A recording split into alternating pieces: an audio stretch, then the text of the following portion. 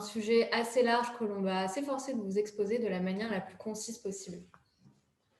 Alors, j'ai la chance d'être accompagnée d'intervenantes de qualité pour cet exposé. Donc, Nathalie Sabec, qui est responsable compliance, sécurité financière et Know Your Customer chez BNP Paribas, qui est aussi intervenante auprès de l'École supérieure de la banque et docteur en droit comparé.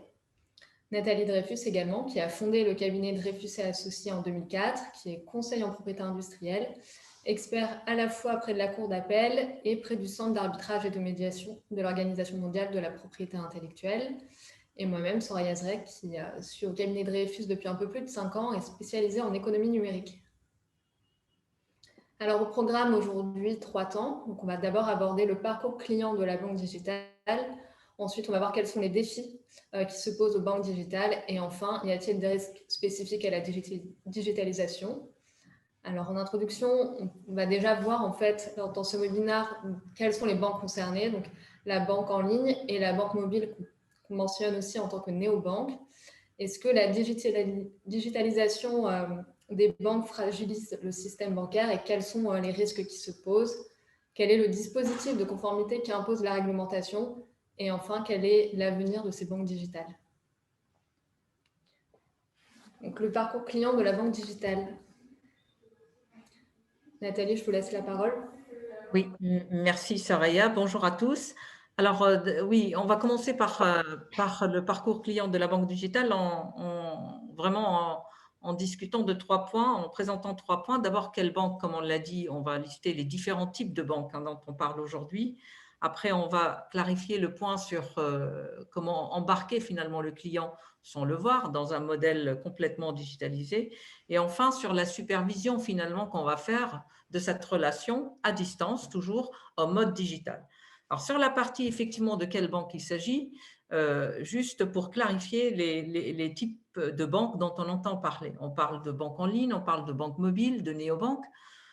Et en fait, toutes ces banques, elles ont quand même un socle commun qui est de vouloir mettre des solutions digitales ou être complètement digitalisées elles-mêmes pour répondre à des besoins clients spécifiques. Alors pour la banque en ligne, c'est par exemple des banques classiques aujourd'hui, les grands groupes bancaires qui vont mettre des solutions en ligne à l'attention de leur clientèle pour que cette clientèle puisse faire le nécessaire, faire ses opérations, des virements complètement d'une manière digitale à distance, sans aller dans une agence. Et donc ça, cette banque en ligne est de plus en plus développée. On passe dans un modèle un peu plus sophistiqué avec la banque mobile ou encore la néobanque, toutes deux digitales, mais en fait, dans un modèle comme la banque mobile, c'est plutôt également des banques souvent existantes qui ont pignon sur rue, qui vont avoir des solutions complètement digitales. Ils vont mettre à disposition d'une clientèle bien précise ce modèle de banque digitale à travers un smartphone où le client va tout faire à distance. Eh bien, les néobanques sont venues également dans ce modèle-là, mais elles sont complètement autonomes. Souvent, elles ont une licence bancaire d'ailleurs, et elles fonctionnent de A à Z en mode digital avec des solutions très innovantes. Et donc, les produits finalement qu'on offre, les applications sont vraiment digitalisées de A à Z. Si on passe à la slide d'après, c'est également d'autres dénominations, d'autres types de banques qu'on a vu apparaître depuis plusieurs années. C'est les établissements de paiement, par exemple, avec la réglementation DSP, DSP1 puis DSP2, et ensuite également des établissements de monnaie électronique. Et on confond parfois ces types de banques. Alors, ce n'est pas tout à fait des banques, ce sont des établissements de paiement parce que le modèle est vraiment lié à des produits bien spécifiques, mais ils ont besoin, ces établissements ont besoin de licences bancaires. Donc, ils sont à demander une licence à la CPR pour pouvoir être autorisés, en fait, à proposer des opérations, à proposer un modèle de compte sans banque à leurs clients. De même, les établissements de monnaie électronique, la différence entre les deux, c'est que dans le cas des établissements de monnaie électronique, eh bien, ils n'ont pas de transactions en espèces. Leurs transactions sont en monnaie électronique uniquement. Mais c'est pareil, ils vont avoir une licence, ils vont avoir besoin d'une licence pour fonctionner. Donc ça, c'est vraiment les différents types de banques. Pour ce qui est de la deuxième partie sur le KYC dans un processus digital. Alors, comme vous le savez, hein, le KYC, c'est vraiment la connaissance de client. C'est tout ce qu'on collecte sur le client avant de lui ouvrir un compte. Eh bien, aujourd'hui, on considère que dès lors que le client, on ne le voit pas, puisqu'il ne va pas aller dans une agence, il va juste appuyer sur son smartphone et puis il va essayer d'ouvrir un compte, eh bien, on doit collecter un certain nombre d'informations à distance. Et pour cela, on considère, en tout cas la réglementation européenne et le GAFI, hein, le GAFI qui est le groupe d'action financière au niveau global, au niveau international, on considère qu'il y a un risque puisqu'on ne voit pas le client en question. On va juste l'embarquer à distance, on va lui ouvrir son compte. Et pour cela, il faut mettre en place des mesures de vigilance complémentaires qui sont aujourd'hui listées par le Code monétaire et financier et qui viennent en fait de la réglementation européenne, hein, à la fois sur l'identification électronique. Pourquoi? Parce que je ne vois pas le client. Comment je peux savoir que finalement, derrière la carte d'identité qu'on m'a scannée, qu'on m'a adressée, c'est bien le client en question qui ouvre bien son compte. Et donc là, on met en place, à travers le règlement eIDAS européen, qui propose finalement une sécurisation, un modèle d'identification électronique. Alors, on ne va pas rentrer forcément dans le détail de ce modèle, mais sachez que ce règlement est crucial et vraiment, il détaille, il encadre parfaitement comment on peut finalement ouvrir un compte à distance, comment on peut identifier d'une manière électronique une personne d'une manière sécurisée pour pouvoir finalement faire les choses à distance sans qu'il y ait d'inquiétude ou de risque finalement, de risque d'usurpation, de risque autre dont on va parler ultérieurement. Pareil pour la collecte de la signature électronique. Il y a des modèles de certification de signature électronique qui vont me permettre finalement d'assurer cette identification, cette ouverture de compte à distance de la personne en question, sans aucun problème, je dirais, ou en tout cas en mitiguant le risque. Toujours dans la partie, effectivement, le KYC toujours à distance et digital, je vais devoir, donc, comme je l'ai dit, identifier le client. Alors, j'ai d'autres modèles hein, de solutions innovantes qui vont me permettre de valider mon ouverture de compte et l'identité du client. Et cette partie identification, elle peut être par une reconnaissance aussi biométrique. On a vu aussi des solutions de cet ordre-là. Mais d'autres solutions sont aujourd'hui aussi en cours et peuvent apparaître demain pour améliorer de plus en plus et avoir plusieurs options pour cette identification du client. Le deuxième point dans ce modèle, j'identifie le client et ensuite je collecte toute l'information nécessaire qui vont constituer son KYC pour la poursuite de la complétude de la documentation requise par la réglementation et donc pour lui ouvrir le compte.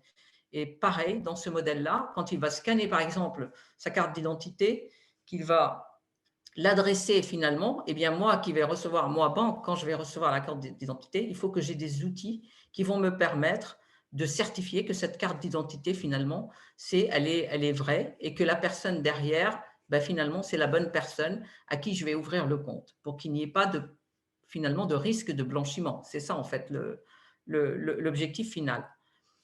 Pareil pour authentifier les documents, puisque dans cette partie, non seulement je vais les collecter, mais je vais authentifier chaque document. Et là, il y a également des solutions. Il y a des fintechs qui offrent aujourd'hui des solutions de scan de documents, des vérifications automatiques de la validité d'un document. C'est par exemple, d'ailleurs, il y a la solution OCR, hein, qui est l'Optical Character Recognition, et qui permet de lire un texte à partir d'une image en PDF. Et donc, lorsque l'outil va recevoir cette image en PDF, il va permettre d'extraire la partie texte de ce document. Et donc, tout ça va contribuer à formaliser le KYC requis par la réglementation. Le troisième volet de cette partie sur le parcours client, c'est on lui a ouvert un compte, et bien après, il faut bien le superviser, puisque la conformité requiert de superviser la relation contre le risque LCB-FT, donc le risque de blanchiment, tout au long de la vie du compte. Et dans ces processus, aujourd'hui, dans les banques classiques, on a des outils, on a des scénarios qu'on met en place pour superviser les transactions, pour traiter des alertes ou encore pour faire les déclarations de soupçons. Dans le modèle de banque digitale, les solutions des scénarios, eh bien, elles sont de plus en plus affinées. On a des solutions beaucoup plus innovantes aujourd'hui, comme des algorithmes performants qui sont des algorithmes qui permettent de voir ce qui est anormal dans les transactions et qui va relever et qui va faire une recherche avec mathématiques plus avancées qui va permettre d'avoir des alertes plus pertinentes, plus affinées et donc moins d'alertes, mais plus d'investigations sur ces alertes. Et ça va permettre véritablement d'industrialiser quelque part, en tout cas d'être plus rapide, plus sécurisé pour les investigations qui vont suivre pour la déclaration de soupçon. Ce qu'il faut dire néanmoins, c'est que pour la déclaration de soupçon, ce volet-là restant manuel, puisque derrière, il faut quand même qu'il y ait une investigation pour faire une déclaration de soupçon sur un client. Donc, ce côté-là ne peut pas être digital. Donc, ce qu'on peut dire encore une fois sur la partie LCBFT, c'est l'automatisation des contrôles. C'est ça qui est important, c'est de déterminer là où se trouvent les points de contrôle importants. Quand je collecte, on a dit un passeport, une carte d'identité, il faut bien que je fasse un contrôle. Quand je collecte l'identification, il faut bien que je fasse un contrôle. Et donc là, j'ai beaucoup de données qui vont être transmises par le client à la banque digitale. Et c'est tout le poids et la limite, c'est le RGPD dont on va parler d'ailleurs dans les défis pour les banques. Et ça, c'est une réglementation qui va encadrer davantage et qui va permettre de traiter un peu mieux cette donnée, bien que le client ait consenti finalement à donner toutes ces informations sur ses données personnelles. Si on passe dans la deuxième partie sur les défis donc, des banques digitales, ces défis, c'est vraiment des défis de trois ordres, je dirais. Il y a trois défis majeurs. D'abord, la banque digitale, son premier défi, c'est vraiment sécuriser le dispositif, donc sécuriser toute la partie données et tout le processus digital. Deuxièmement, c'est diversifier véritablement l'offre qu'elle va faire suivant les besoins des clients. Et troisième défi, qui n'est pas mineur, c'est aussi assurer finalement un dispositif conformité tout en étant attractif, parce qu'aujourd'hui, on va vers les néobanques ou vers les banques mobiles parce que c'est attractif au niveau du coût, de la rapidité. Mais est-ce que c'est aussi simple pour la partie dispositif conformité? Est-ce qu'ils sont à même d'assurer ce dispositif à 100%? Sur la partie sécurisation de leur dispositif, ce qu'on peut dire aujourd'hui, c'est effectivement cette partie est cruciale. D'abord, on sécurise le processus et l'onboarding du client, donc l'entrée en relation. Comment on va faire? Bien, il faut respecter la réglementation qui est de plus en plus exigeante, mais en même temps qui encadre davantage. C'est la fameuse réglementation, c'est le règlement général sur la protection des données, donc le RGPD qui est en vigueur depuis 2018 et qui impose de renforcer les droits des personnes et de responsabiliser les acteurs qui vont traiter de la donnée. Et donc, comment elles font aujourd'hui les banques?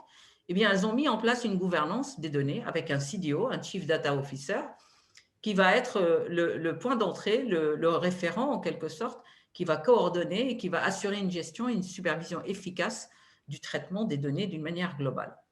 Alors, on peut citer un exemple ici très récent sur la sécurisation des données, c'est l'affaire OVH, dont vous avez certainement entendu parler, qui est récente, puisqu'il y a eu un incendie avec plusieurs serveurs qui ont été brûlés.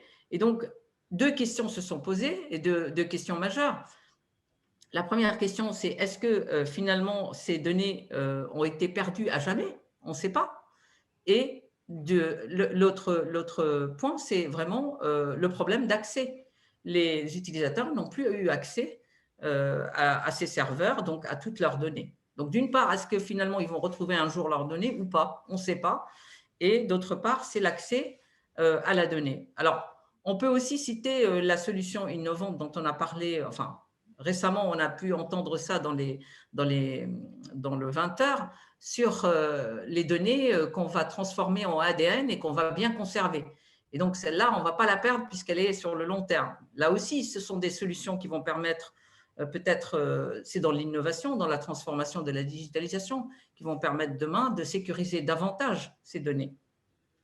Sur le deuxième volet, sur l'accès au site et au nom de domaine, la sécurisation des accès, ça c'est primordial et ça c'est ce que va dire Nathalie dans le troisième mois, elle développera plus cette partie, où là, il faut vraiment une politique préventive sur cette sécurisation finalement du nom de domaine parce que tout va passer par la digitalisation et par finalement les plateformes du web, l'Internet et les noms de domaine. Le troisième point qui est important aussi à rappeler, c'est que digitaliser davantage les services aux clients, c'est là aussi, c'est bien entendu, c'est ça qui est la sécurisation pour certains. Le fait de digitaliser, on dit, ben, ça assure la sécurité parce que finalement, toutes les transactions sont tracées. Tout ce qu'on veut avoir comme information sur les clients, eh bien, on les a, puisqu'on a imposé cette industrialisation et ces processus digitaux. Donc, la digitalisation par elle-même aussi peut être un argument majeur pour dire, ben, finalement, j'ai sécurisé mes opérations. Sur le deuxième défi de la banque digitale, c'est bien sûr diversifier leur offre, et on a pu le voir. C'est vraiment, elles ont eu une forte croissance ces dernières années parce qu'elles ont su répondre aussi aux attentes des clients. On voit par exemple des néobanques spécialisées pour les jeunes ou pour les néobanques vertes, entre guillemets. Donc, c'est répondre à un segment de clients bien particulier. C'est attractif et c'est ce qui fait que, effectivement, leur offre, elle est moins coûteuse, sans doute, elle est plus rapide, plus sécurisée. En tout cas, leur défi majeur, c'est encore renforcer davantage cette offre, puisqu'aujourd'hui, elle est quand même limitée à une ouverture de compte, à des virements, pas beaucoup d'avantages de produits, puisque dès lors qu'il s'agit de produits risqués, elles doivent mettre en place un processus peut-être moins digital et imposer un certain nombre de choses et voir le client, ce qui n'est pas aujourd'hui possible pour tous les services bancaires possibles dans une banque classique. Donc, le processus vraiment qui met en place ce qu'on peut dire assurer la sécurité finalement des processus mis en place par le client est une chose, mais en même temps, assurer cette sécurité tout en diversifiant leur offre, c'est vraiment leur défi de demain.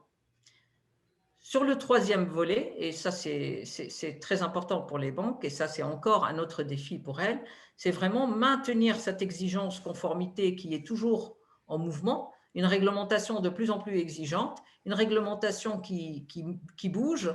Eh bien, leur solution digitale et leur dispositif doit également être flexible et adaptable pour pouvoir véritablement s'adapter au fur et à mesure par rapport à cette réglementation exigeante et tout en étant véritablement sécurisée et rapide et moins coûteuse.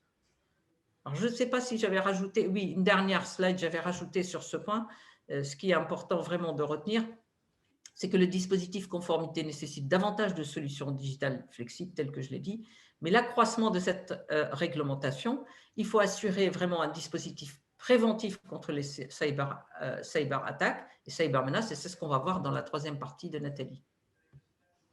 Oui, donc à présent, on va voir quels sont les risques spécifiques à la digitalisation, aussi bien dans le monde réel que virtuel. Nathalie Dreyfus, je vous laisse parler. Merci beaucoup. Donc, les risques sur la digitalisation, on les connaît. La digitalisation, c'est une opportunité, mais c'est aussi un vecteur de risque. Et aujourd'hui, de façon générale, il faut intégrer la propriété intellectuelle dans la cartographie des risques. Donc, la propriété intellectuelle, c'est la propriété intellectuelle au sens large. On va passer très vite. Il peut y avoir des risques dans les marques, une marque pas déposée, un droit d'auteur, une contrefaçon.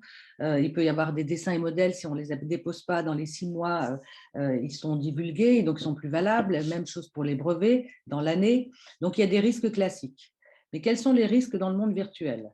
Dans les risques dans le monde virtuel, l'AMF nous dit, et elle les signale, elle les souligne, il y a une augmentation du risque lié à la conservation des données personnelles, et Nathalie nous en a déjà parlé, et il y a un risque d'inadéquation entre le profil du client et les choix des instruments financiers en cohérence avec son profil du fait d'un algorithme mal élaboré ou ajusté. Alors, quels sont ces risques dans le monde virtuel? Donc, on sait que le nom de domaine, c'est ce qui permet aux utilisateurs d'identifier un site web et d'y accéder. Donc, il se compose d'un radical qui est en général la dénomination sociale de la société ou l'une de ses marques, donc un vrai signe de ralliement, avec une extension comme le .com, le .fr ou le .bank dans le domaine bancaire.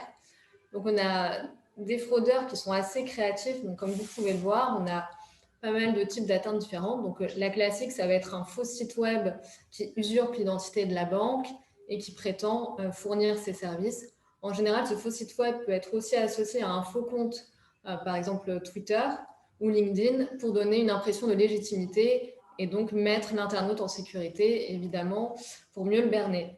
On a aussi des cas un peu plus sophistiqués, comme la fraude au président, qui nécessite de bien connaître l'entreprise, puisque le fraudeur va se faire passer pour l'un des dirigeants et contacter en général un assistant en prétextant une opération financière urgente et en s'adressant nommément à cet assistant, à nos destinataires, dans le but d'obtenir un paiement indu. On a le cas du phishing, donc souvent par email. Donc je pense qu'on a tous déjà dû recevoir un email qui nous dit qu'il faut mettre à jour ses coordonnées sur le site de sa banque avec un lien. Et donc voilà, il faut faire très attention à ce niveau-là. Donc ça peut être aussi sur le smartphone, un texto qu'on reçoit. Et on a aussi la question de la présence de serveurs MX.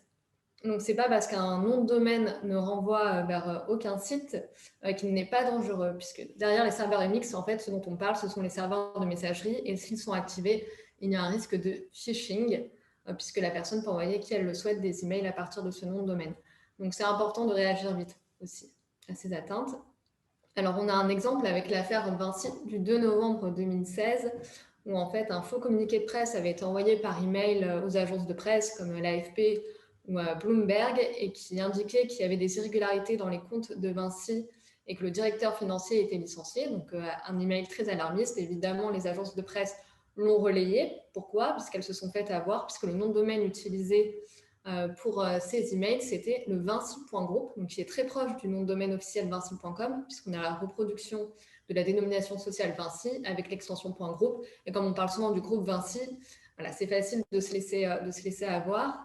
Donc, sur ce Vinci.group, il y avait aussi un faux site web et ça a causé une chute de plus de 18% de l'action Vinci sur le marché boursier en une journée. Donc, c'est important de pouvoir réagir en cas d'atteinte.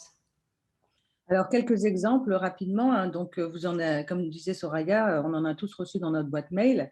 Là, on vous a donné un exemple, par exemple, d'un faux site pour la BPCE. Là, en fait, ça donnait que des informations générales, mais en fait, le but, c'était vraiment de récolter des données personnelles. Donc, très, très mauvaise image pour la banque. Ils ont réagi, ils ont quand même récupéré le nom de domaine. Donc, l'importance dans ce genre d'atteinte, c'est d'agir très, très vite. Un autre exemple pour le CIC, là, on était dans un cas de phishing qui reproduisait la marque CIC. Également, ils ont réussi à obtenir le transfert du nom de domaine par des procédures spécifiques qui s'appellent les procédures UDRP, qui permettent de gérer les cas de fraude dans les marques pour les noms de domaine et d'obtenir le transfert. Ou encore, un qui circule encore, et ma mère me l'a encore envoyé hier, c'est pour vous dire, pour savoir ce qu'il fallait faire, la BRED, et là également des emails de phishing, et on en a plein qui circulent sur l'Internet. Et là-dessus, c'est très important, puisqu'en fait, on sait que les cyberincidents, c'est le risque numéro 1 aujourd'hui dans la digitalisation, avant les catastrophes naturelles, avant les développements du marché, avant l'interruption business. Donc, qu'est-ce qu'on voit aujourd'hui sur Internet? On voit un nouveau paradigme, on voit à la fois des menaces qui sont grandissantes et beaucoup plus sévères. On voit la mise en œuvre du RGPD, donc les données sur le titulaire du nom de domaine sont masquées, donc ça donne un espace sécurisé pour les fraudeurs, et également une augmentation des exigences de conformité pour les entreprises au niveau législatif et réglementaire. Donc, quels sont ces risques? C'est des risques d'atteinte à l'image, c'est les risques vis-à-vis du consommateur. Un consommateur qui s'est fait tromper par une marque va se détourner de la marque et plus de 20% ne reviendront plus sur la marque ou sur la banque. Perte de confiance, perte financière aussi. Et si on voit les derniers arrêts de la Cour de cassation, elles mettent en fait sur le consommateur, l'internaute, un niveau d'attention qui est extrêmement élevé dans des cas de phishing en disant peut-être qu'on aurait pu éviter ce cas de phishing. Alors on se dit pour l'entreprise, oui, c'est l'internaute qui est en première ligne, mais non, puisqu'en fait, il appartient à la banque de défendre son client et donc de lutter contre ce type d'atteinte qu'on vient de voir, le type d'exemple qu'on vient de voir, et mettre en place donc des process pour limiter ce genre de risque. Donc, l'AMF, justement, Soraya nous a parlé de l'affaire Vinci. Suite à cette affaire, l'AMF a émis des recommandations générales et des recommandations spécifiques sur les noms de domaine, notamment de mettre en place un système de surveillance des noms de domaine, de prévoir et de mettre en place une procédure d'urgence. Quand il y a un cas comme celui-là, qu'est-ce qu'on fait? Qui on implique dans la société? Comment agir? Quels sont les contacts? Quelle est la situation avec la presse, etc. Et se tenir informé, naturellement, des nouveaux modes de piratage. Donc, que faire donc, pour limiter ce genre de risque sur les noms de domaine? Déjà, un audit de la situation, avoir une photographie de l'existant, faire une recherche d'antériorité et un audit pour établir la stratégie, comment faire, et pour le futur, mettre en place une surveillance 24/7 qui permet de limiter le genre d'atteinte qu'on a vu, comme ceux de la BRED, etc., une surveillance sur les noms de domaine. Donc, comment on fait ces recherches? On obtient donc toutes les données, on classifie après les noms de domaine, légitimes, illégitimes, il peut y en avoir qui appartiennent à la société, et on met en place une stratégie qu'on implémente après, également accompagnée d'une charte de nommage pour voir quel nom de domaine on va réserver. Et on crée un code de bonne pratique. Donc, on a toute une palette d'actions possibles pour lutter contre les atteintes qu'on a vues. On commence généralement avec une étude à la fois technique et juridique. On peut demander la levée de l'anonymat, puisqu'en fait, et savoir qui est derrière. On peut faire des actions pour faire bloquer le nom de domaine, pour désactiver une page, pour obtenir le transfert du nom de domaine. On n'est pas démunis. Mais il faut être proactif et mettre en place la stratégie qui va. Donc, une stratégie aujourd'hui sur les noms de domaine, elle doit à la fois inclure la gestion des risques et les risques de perte de chiffre d'affaires. Donc, par exemple, le .co qui va par la Colombie, il évoque largement le .com.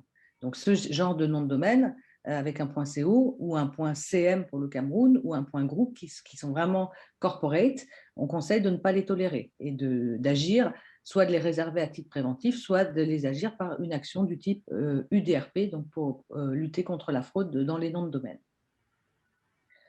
Après, vous avez des noms de domaine qui peuvent être difficiles à récupérer, soit parce que les procédures sont compliquées, soit parce qu'il n'y en a pas, comme en Russie, le .ru, la Corée est compliquée, l'Ukraine.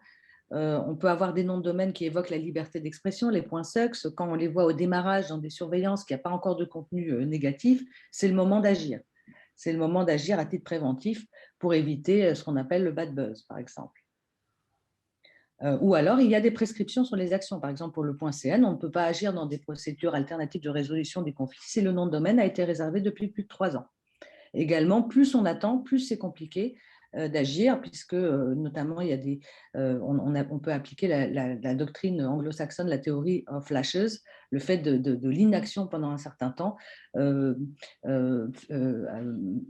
rend difficile l'action pour récupérer un nom de domaine. Donc, c'est toute une stratégie à mettre en place avec une très grande connaissance du marché des atteintes sur les noms de domaine. Donc également, on peut avoir des marques avec marque plus lawsuit, on en voit pas mal en ce moment, qui évoquent des actions de groupes, de cabinets américains. Donc là aussi, si on agit très vite avant même qu'il y ait du contenu, on peut obtenir l'annulation ou le transfert d'un nom de domaine qui serait de ce type. Également, agir sur des sites qui sont actifs et qui sont malins, comme des sites pornographiques, là où il y a du contenu frauduleux, naturellement, les risques de phishing, où on en a beaucoup pour les banques. Et là, l'idée, c'est de faire bloquer très rapidement le nom, faire arrêter l'atteinte sur Internet le plus rapidement possible. Et après, éventuellement, agir pour une plainte pénale pour défendre la société, les dirigeants et les clients.